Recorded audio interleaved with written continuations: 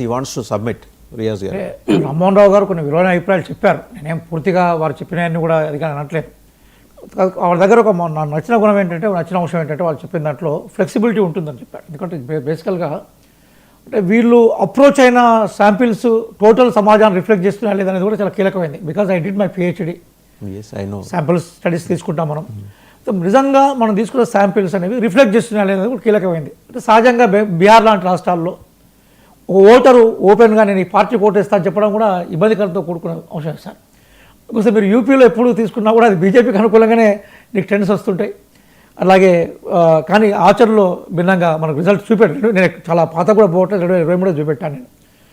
Flexibilities ఉన్నాయని కూడా వారు కూడా ఒప్పుకున్నారు. రైట్. కాకపోతే ఒక అంశం ఏంటంటే దాన్ని ఒప్పుకున్నారు. కానీ అదే సందర్భంలో వారికి నేను విజ్ఞప్తి చేసేది ఏంటంటే, జనరల్గా మనము ఈ ట్రెండ్స్లో ఎట్లా ఉంటుందంటే, సహజంగా ఓపెన్గా చెప్పేవాళ్ళు ఎవరు ఎక్కువ ఉంటారంటే గవర్నమెంట్ లబ్ధిదారులు, రాజకీయ అంటే అధికార పార్టీలో ఉన్న వాళ్ళే ఎక్కువగా ఓపెన్ ఒపీనియన్ చెప్తారు. ప్రతిపక్షంలో ఉండేవాళ్ళు, చేంజ్ చేసేవాళ్ళు, మనకు రివోల్ట్గా అంటే రెవల్యూషనరీగా ఉంటారు. కాబట్టి వాళ్ళు ఓపెన్గా సమాజంలో దానికి రకరకాల అంశాలతోటి ప్రతిబంధకాలతోటి వాళ్ళు ఓపెన్ ఒపీనియన్ చెప్పారు.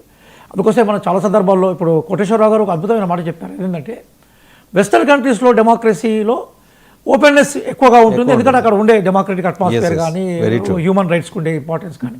కాకపోతే ఇండియాలో ఇది కేవలం ప్రిడిక్షన్ తప్ప ఇది జడ్జిమెంట్ కాదు. సరే ఏదైనా కూడా మేము అసలు వారు కష్టపడ్డారు, నేను కాదనట్లేదు. బీహార్కు రోడ్డు రావాలి, ఇక గంగానది పరివాహక ప్రాంతంలో ఉన్న ప్రాంతం నీళ్ళు ఎప్పటికీ అప్పుడున్నాయి, ఇప్పుడున్నాయి.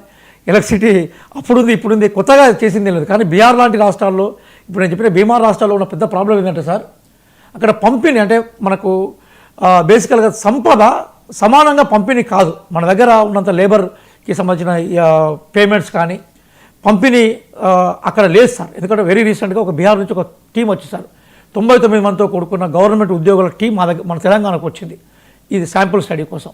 వాళ్ళు నా స్టేట్ సెంట్రల్ లైబ్రరీ, నేను లైబ్రరీ చైర్మన్ కాబట్టి నా దగ్గర కూడా వస్తే వాళ్ళందరికీ టీ, చాయ్, ఇరానీ చాయ్ పోయించి చాసే బిస్కెట్లు ఇచ్చి, మన ఉస్మానియా బిస్కెట్లు ఇచ్చి చాసే మాట్లాడినప్పుడు బేసికల్గా ఏంటంటే అక్కడ మానవ వనరులను బాగా నెగ్లెక్ట్ చేస్తున్నారు. అక్కడ ఉత్పత్తి అయ్యే సంపద మొత్తం కూడా కొద్ది మంది చేతుల్లోకి వెళ్ళిపోతుంది. అది 1 or 2 క్యాస్ట్లు బాగా ఎంజాయ్ చేస్తున్నాయి కాబట్టి ఆ రుమతలు కనిపిస్తున్నాయి. అవి మా వైపు ఉంటాయని నమ్మకంతో ఉన్నా, గెలుస్తామని నమ్మకంతో ఉన్నాను. రైట్. రామ్మోహన్ రావు గారు ప్లీజ్. యా, రియాజ్ గారు చెప్పినట్టు కరెక్టే. ఏంటంటే బీహార్లో ఇండస్ట్రీ ఎందుకు డెవలప్ అవ్వదు, నార్త్ ఇండియాలో ఎందుకు, సౌత్ ఇండియాలో ఎక్కడ చూసినా కానీ labour force Bihar, west Bengal, UP, Orissa, Chhattisgarh. ఎందుకు జరుగుతుంది ఇది? Main is culture. మనమంతా మనకి పీస్ లవింగ్ పీపుల్ మనమంతా సౌత్ ఇండియా.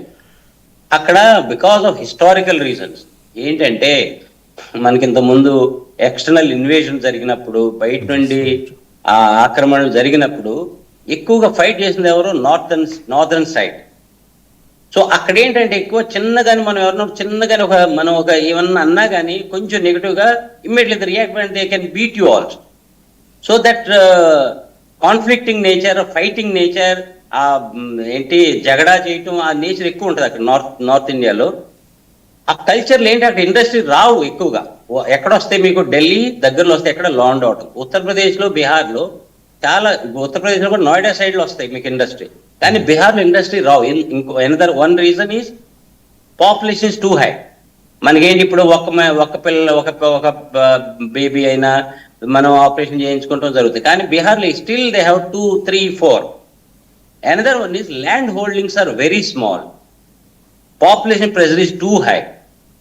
తర్వాత మీరు ఒక 1000 crores 500 crores ఒక ఇండస్ట్రీ పెట్టారనుకుందాం.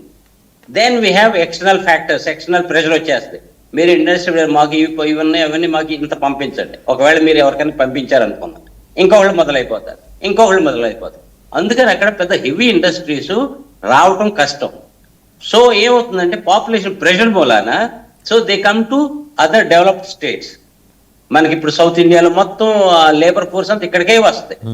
ఇంకొకటి అక్కడ ఉన్న మనుషులు కూడా అక్కడ పని చేయాలంటే కూడా వాళ్ళకి అదో రకమైన ఫీలింగ్. సో అందుకని ఇండస్ట్రియల్ డెవలప్మెంట్ చెయ్యాలి అంటే it takes time. Main is law and order ఉండాలి. అక్కడ రీసోర్సెస్, ల్యాండ్ కానీ వాటర్ రీసోర్సెస్ కానీ చాలా ఉన్నాయి. కానీ ఆ ఏరియాలో ఇప్పుడు మనకి మిగతా సిపిఐ కానీ, సిపిఐఎంఎల్ కానీ, సిపిఐఎంఎల్ లిబరేషన్ కూడా ఉన్నది.